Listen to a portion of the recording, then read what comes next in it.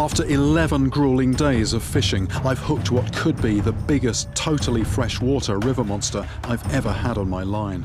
It feels like it has come unstuck from the bottom a couple of times, but it's just most of the time it's just a dead weight. Every now and again there's a slight movement, it rises, and then it sort of sticks down again.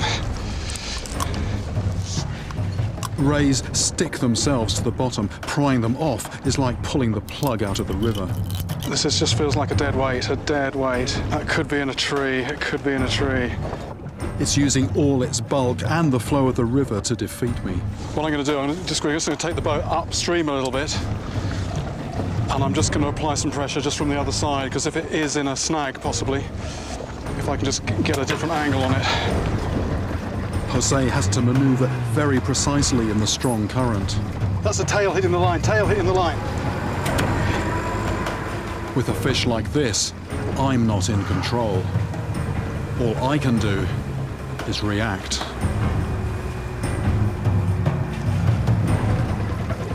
It's 3 hours.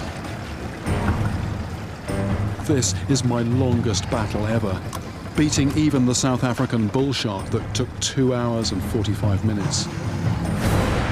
My back and arms are now burning. That is fish, I think. That is fish, that is fish, that is fish, that is fish moving. It's back. My maneuver worked. So a bit of tactics there. Nothing was happening, nothing. And I think it might have just hooked the line around a branch, so we just changed the angle of the pull slightly. Look at that, there it goes, there it goes, there it goes. That's good, that's good. I want to get it to the beach where I can handle it safely, but that means coaxing it 200 yards further downstream. We've got it literally just 10, 15 feet from the bank. As the creature tires, I have it exactly where I want it. There it is, there it is, there it is, there it is, there it is, there it is! Finally, after perhaps the most punishing battle I have ever had, I land one of the biggest, strongest, and most alien freshwater fish I've ever seen. The thing I really want to do with this one, though, is get a close look at the tail. I mean, obviously not too close. And to think this is a fish that until recently I didn't even know existed.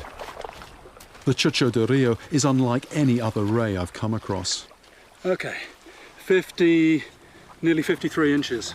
Which would make it easily 250 pounds.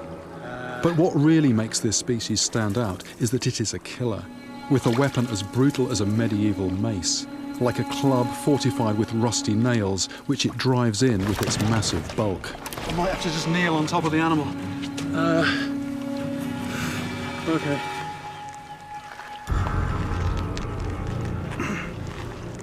That's what I wanted to look at. The dead animal I saw had its tail chopped off. This one has its sting intact. It's got 2 stings on there. And also, by the look of it, you know, this can come a long way on either side. It's also very flexible. So I wouldn't want to get anywhere near this. Time to put this back in the water. My arms are just aching so much. I've been fishing solid for 11 days. If this feels anything like I do, it's very tired. What I'm about to do now is actually very significant, because this is a fish, I always like to return fish alive, but this is a fish where, you know, the locals don't give it any quarter.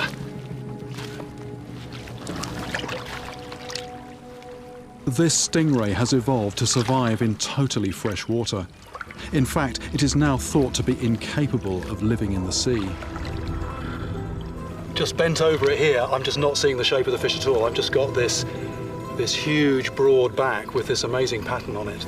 As fish go, it has to be one of the strangest fish there is, and in a river as well, you know, the size of this thing. I've been fishing the world's rivers now for 4 decades, but landing a monster like this makes me wonder what else is out there, still to discover.